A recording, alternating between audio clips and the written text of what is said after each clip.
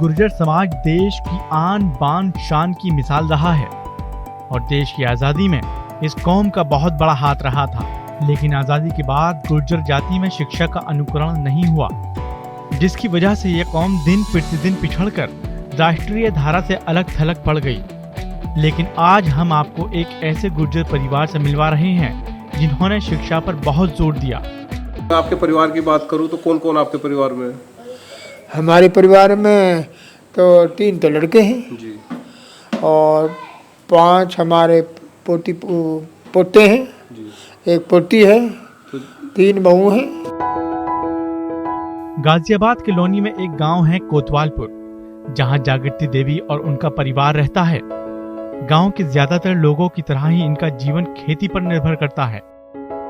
लेकिन इनकी एक खास बात है, ये भले ही किसानी करती हों, लेकिन इन्होंने अपने बच्चों को एक ऐसे मुकाम पर पहुंचाया है जो आज समाज के लिए मिसाल बन गए हैं।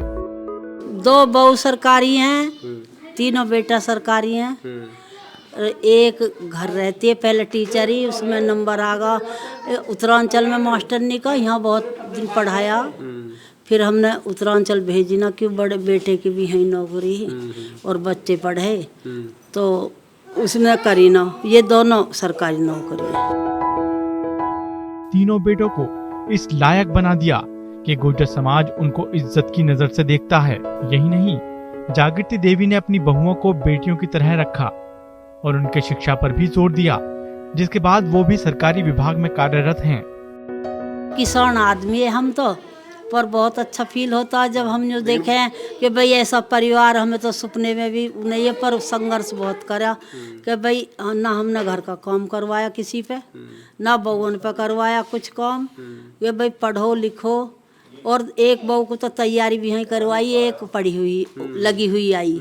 इनकम टैक्स में है। अच्छा। दिल्ली पुलिस में भी है। अच्छा, तीनों बाहर हैं? तीनों बाहर। बहुत बढ़िया। और नहीं, एक यहाँ रहता है, एक आपके साथ है? यहाँ पे कोचिंग देता है एक लड़का। अच्छा अच्छा अच्छा। अंकित कसाना जी? अंकित कसाना है। ठीक है ठीक है। और जो आगे जैसे फैमिली के उनके पुत्रवधू हैं, उनके बच्चे हैं?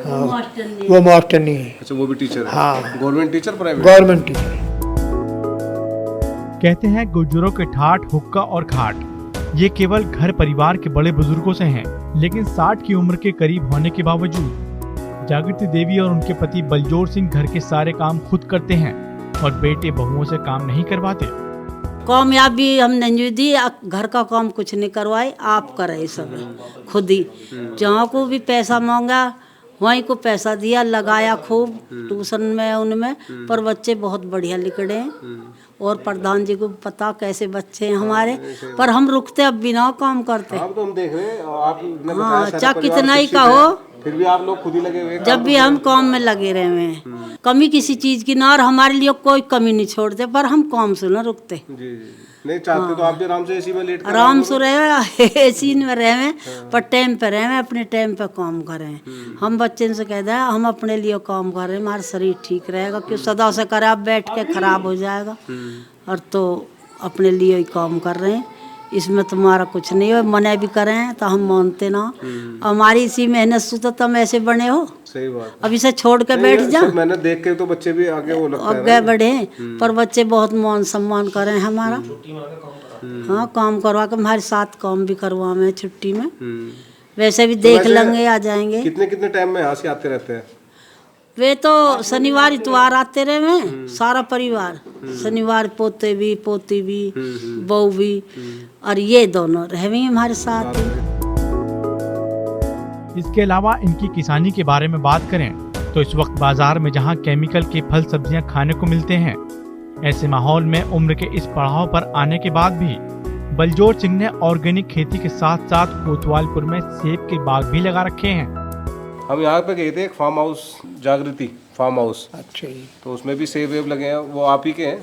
हाँ, है हमारे ही है जी जी। हाँ, सेब है और आम है, लीची है, आड़ू है। तो सेब वेब बढ़िया आ रही है? बढ़िया। अभी हम गए थे, एक पेड़ पे तो बढ़िया था। बढ़िया आ रहे हैं और थोड़े दिन बाद में लाल हो जाएंगे। अच्छा, तो इसका उद्देश्य क्या अपने लिए है या मतलब इसको आप बेचते हैं, क्या करते हैं? नहीं, अपने लिए, अपने खाने के लिए। तो इसकी जो खेती के लिए आप ऑर्गेनिक यूज करते हैं, कैसा क्या है सब? ऑर्गेनिक यूज भी करते हैं और कंपोस्ट खाद भी करते हैं और रासायनिक अपने साथ तो कंपोस्ट खाद खुद का बना रहे हैं आप? कंपोस्ट खाद अपनी खुद की। तो दोस्तों, देखा आपने, जागृति देवी और उनके परिवार की कहानी गुर्जर समाज के लिए एक प्रेरणा है। ये उन लोगों को आईना दिखाती है जो ये सोचते हैं कि शिक्षा जीवन में निमित्त मात्र है, लेकिन जागृति देवी ने इस कथन को गलत साबित कर दिया है। वहीं अब जरूरत है तो समाज की खामियों को पहचान कर उनको दूर करने की। जल्द मुलाकात होगी एक नए गुर्जर गांव के साथ। गुर्जर समाज के गांव की अनसुनी कहानियां और इतिहास सुनने के लिए जुड़िए अपने चैनल भारत के गुर्जर के साथ और सब्सक्राइब कीजिए चैनल को।